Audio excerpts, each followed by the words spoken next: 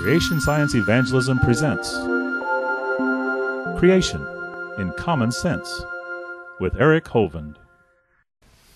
Thank you for joining us for today's video edition of Creation in Common Sense. I'm your host, Eric Hovind. Hey, do animals that we see today, like the cuttlefish or the octopus, agree with the evolution model, or do they disagree? Joining me to talk about this are two gentlemen from our creation research team at Creation Science Evangelism, Joshua Joscelyn and Jonathan Sampson. So Josh, tell me, does the cuttlefish agree with evolution or disagree? And what is evolution in the first place? Well, evolution prescribes a slow process of trial and error. However, the cuttlefish does not fit into this mold. There was a great article in the New Scientist edition, 2008, April, and it spoke of this creature, a cephalopod, which has amazing mechanisms for defense, communication, hunting, that defy explanation. Even for us, with our modern technology, we still have a problem understanding it. So it's obviously an amazing creature. Now, Jonathan, the video that you showed me, I was blown away. Describe for the people what they're about to see here. It is really one of those things that just completely takes your breath away. But you're watching a cuttlefish kind of skim across the top of these rocks and then go down into a rock crevice. And as he's doing this, he changes his color and his texture immediately to look just like a rock and also to resemble kind of sea algae at the bottom of the sea floor. Wow. All of this just to help protect itself. Now, how is a soft-bodied animal like this supposed to survive out there? I mean, wouldn't it be like the best eaten food in the business out there in the ocean? You'd think these things wouldn't survive. Yeah, fish kebab. This guy, he's got an amazing defense mechanism. He can use specialized reactions to each predator from birth. Now, how does evolution explain that? Wow. For instance, the sea bass.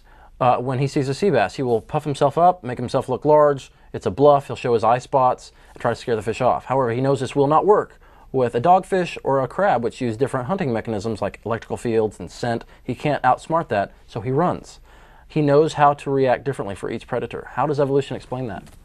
I would have a hard time. I know Dr. Joe Martin on the video Incredible Creatures That Defy Evolution did a great job going through the cuttlefish and showing, hey, how is this supposed to evolve? I mean, were they good eating? And finally one of them decided while he's sitting there getting munched on, hey, I need to come up with a defense mechanism to overcome this. I mean, how would that evolve?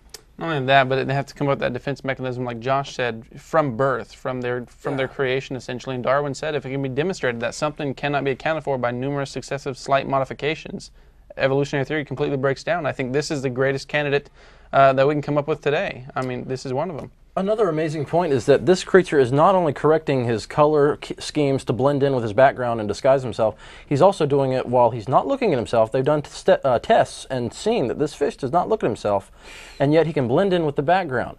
Not only that, this fish is colorblind. He sees everything in a shade of green. Wow. Now, I don't know how they know that, but that's kind of interesting. So colorblind, yet still can blend with their environment absolutely perfectly.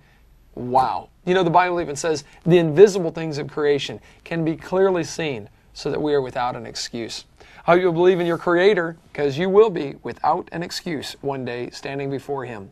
Thank you for joining us for today's video edition of Creation in Common Sense.